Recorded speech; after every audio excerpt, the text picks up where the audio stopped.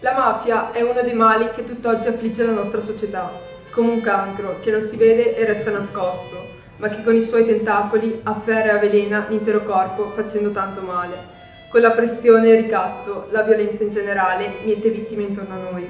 Si gioca con la vita umana per essere devoti al dio denaro. Droga, prostituzione, contraffazione, corruzione, sfruttamento e omicidi sono le armi a disposizione dei mafiosi.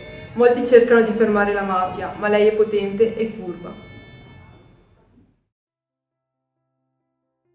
Da molti combattuta, ma lei è molto astuta, è sostenuta e molto temuta.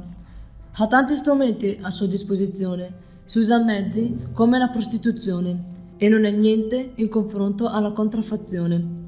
Come si fa a cerimoniare tutto questo male? Non si può tollerare, non si può godere. Ah, che dispiacere dover sapere. Il dio denaro rende ignaro. Oh, che piacer, possedere e prevalere. Ma noi tutto questo potere non dobbiamo temere. Dobbiamo leggere e sapere per poter fermare questo mestiere.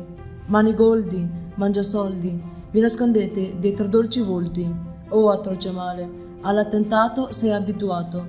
Devi essere affrontato e accusato e nella vergogna sarai addolorato.